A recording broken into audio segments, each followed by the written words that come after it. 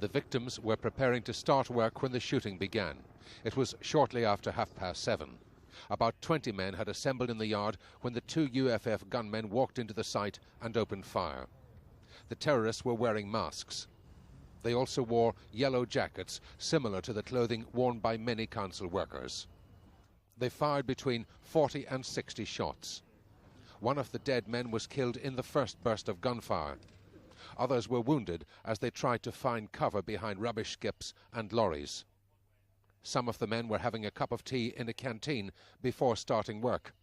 They said if the canteen hadn't been shielded by a lorry, the death toll would have been higher. Some of the depot workers arrived shortly after the gunmen had left the scene. We drove in the gate, the fellas waved me on in, they were coming in, and we said, oh, Jesus Christ, if somebody's been killed here.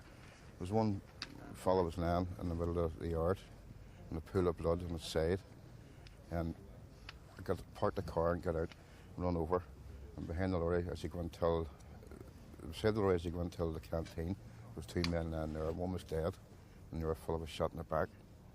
So I went over and behind the skips, there was another man laying behind the skips, and he was shot in the stomach and on the legs.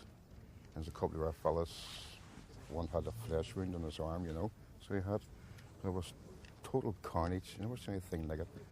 Police said the car used by the gunmen was hijacked this morning at Southport Court in the Crumlin Road area of Belfast. It's a white Citroen, registration number WXI 5402.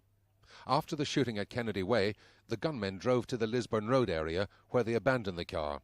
It was found 2 hours later in Donegal Parade off Tates Avenue.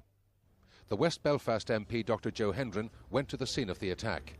When he left the council depot, he said he'd been sickened by the violence. I've been 30 years in medical practice, and you're used to life and to death. Somehow or another, when you go along and see bodies lying on the street, it's a different sort of thing. And of course the same goes for what happened on the Shankill on Saturday. I personally feel numb, and when I feel that way, well, how do the families of those who have been killed feel? I think it's a worse situation in Belfast now than it's been for many, many years. I call the killers that did this today as scum, gangsters. You don't use words like paramilitaries. I use the same words about those who killed the innocent people on the Shankill on Saturday. It's just sheer bloody murder, and just innocent people, innocent men going to their work.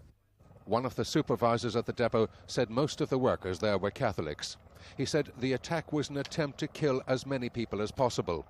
Within an hour of the shooting, distraught relatives began to arrive at the depot. In all, 7 men were hit. Mr Cameron and Mr Rodgers died almost immediately. The UFF warned that it intended to increase its attacks. A councillor whose brother works at the depot said a reference in the UFF statement to the Hugh Adams talks amounted to nothing more than an excuse for killing Catholics. Loyalist paramilitaries have killed Catholics for the last 20 years and murdered them.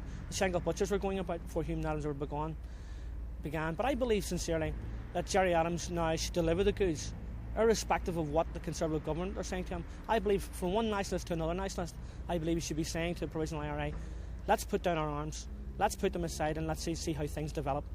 Because I believe until he does so, then the situation that more people are going to die.